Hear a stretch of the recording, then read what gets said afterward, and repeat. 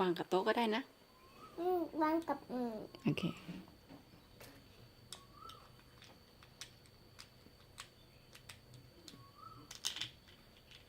แล้วก็ทำอะไรต่อ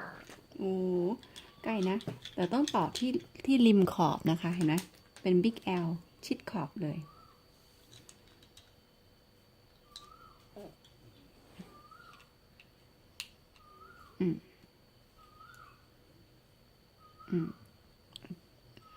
อันนี้อีกอันหนึ่งต่อตรงนี้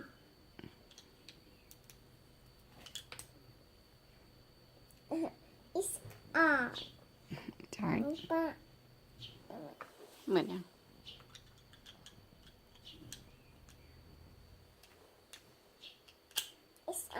อืม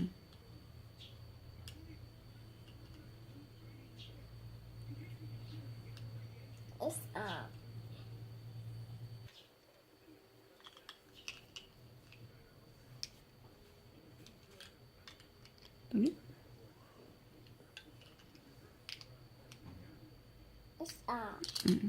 เอาวางกับโต๊ะเอามือหนึ่งวางกับโต๊ะนะคะแล้วก็เก่งมากแล้วก็มาสีขาวๆที่มีเขี้ยว2 อันวางตรงนี้ใช่ที่สั่งอันนี้ตะกร้ามันที่สั่งอันนี้ตะกร้ากองมาใช่อันนี้เป็นตะกร้ากองมาใช่ค่ะ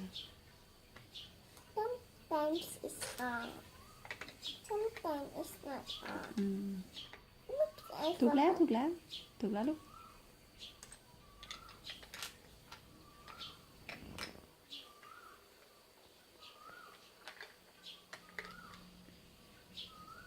ว้าวอันนี้อันต่อไปคืออันนี้อันที่เป็นประตูอันนั้นยังไม่ถึงอันนี้มันจะตัวใส่ไปด้านหน้าแบบนี้ใช่ใช่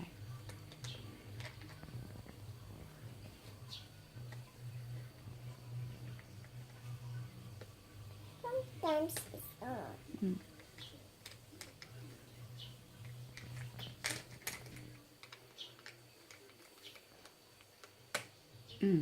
ตรงนี้เอาใหม่เป็นอย่างนี้นะตรงนี้มันมีโฮตรงนี้มันไม่มีโฮเอาที่เป็นโฮกดลงไปกดลงไปตรงนี้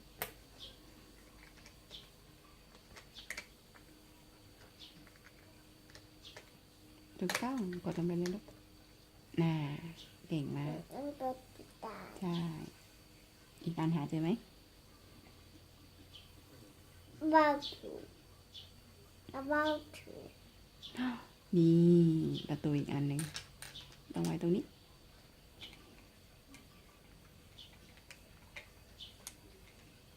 หาโฮเจอไหมใช่แล้ว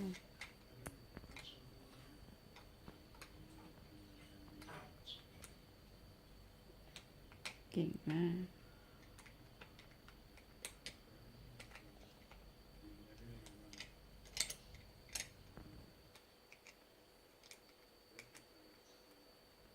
You got it ใช่แล้วหน้าต่อไปเอาสีชมพูมาวางไว้ด้านบน1 ข้างกับ2 ข้างสีชมพูยาวๆ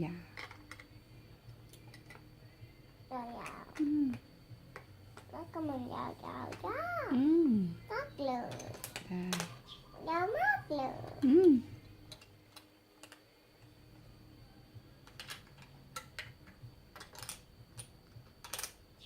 sometimes it's on วางไว้กับโต๊ะเรียบๆจะได้กดลงไปได้อีกมือประคองไว้ได้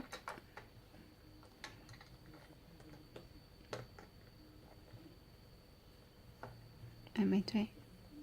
ช่วยกดหน่อยหนึ่งได้แล้วได้ยังได้แล้วก็ต่อไปเป็นชิ้นสีน้ำตาล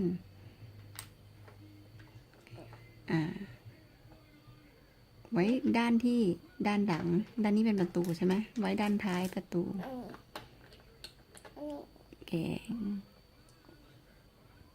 แล้วก็สีน้ำตาลสั่ง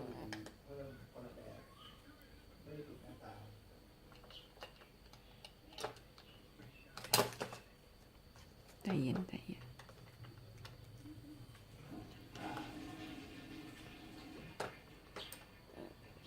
ก็มี accessory ตัวนี้ชิ้นนี้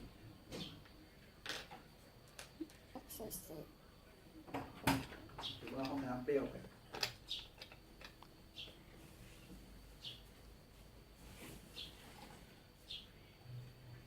แล้วก็เอาหวี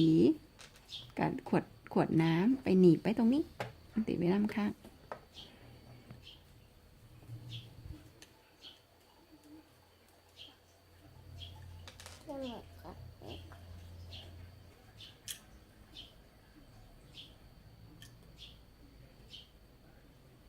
Sometimes it's on. Sometimes it's not on. Out there, out there. On.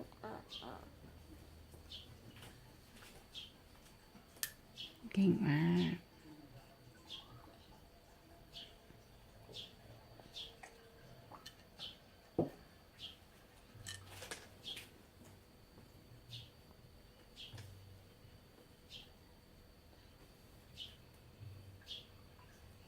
หันหัวจุ๊บกันนะใช่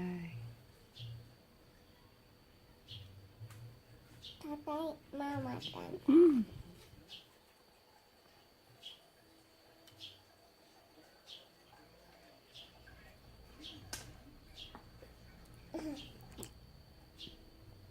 Can you put it in?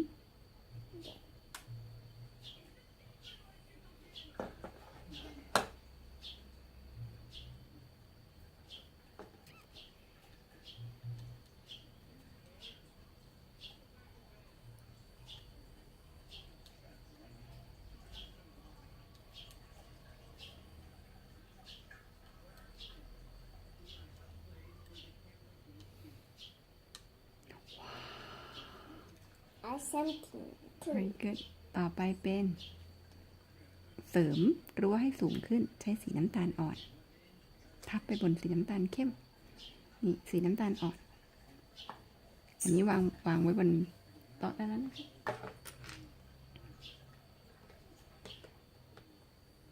อย่างนี้ทับไปให้สูงขึ้นแล้วก็อะไรต่อมันก็มีอีกชิ้นหนึ่งหาเจอไหมอยู่นี่อีกข้างหนึ่งค่ะตอนนี้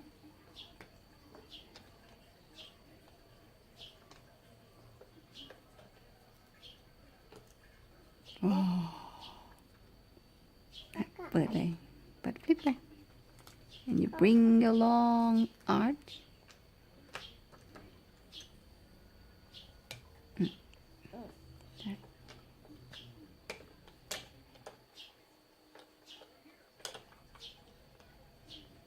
sometimes it's on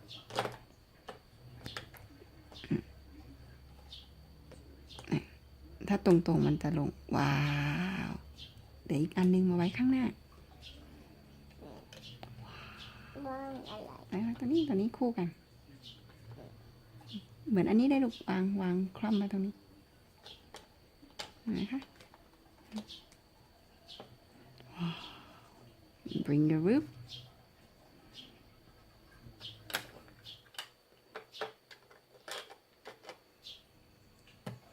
wow it's a barn it's a barn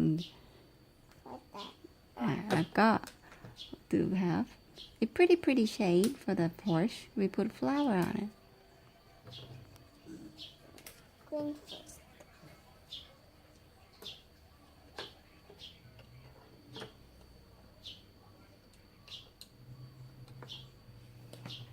sometimes it's so tiny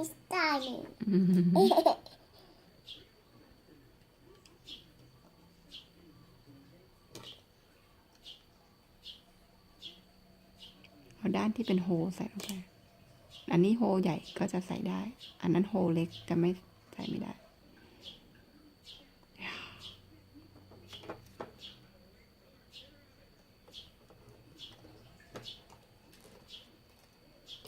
เป็นไหนต่อดอกไม้ให้เสร็จก่อนก็ได้ลูกแล้วค่อยไปวางงั้นเดี๋ยวต้องเสียบดอกไม้อีกเยอะเลย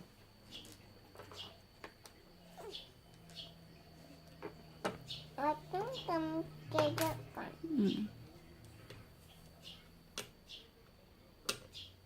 ด้านไหนโฮลใหญ่กว่า ใช้ด้านนั้นไปครอบไว้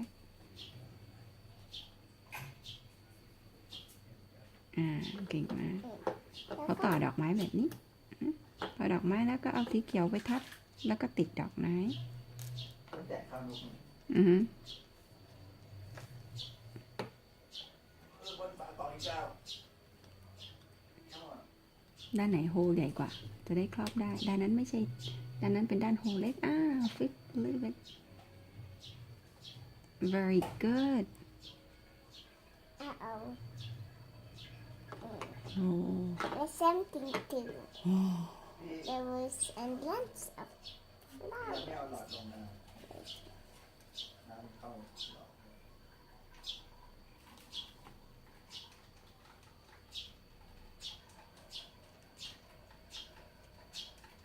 นกต้องช่วยใส่ดิน ได้ค่ะ ตรงนี้จะยากแม่ว่าวิถาต่อกิ่งต่อให้เสร็จบนโต๊ะก่อนก็เอาดอกไม้ติดไปก้านละ2 ก้านนั่นก้านละ2 ดอก ยักใส่ก่อน โอเค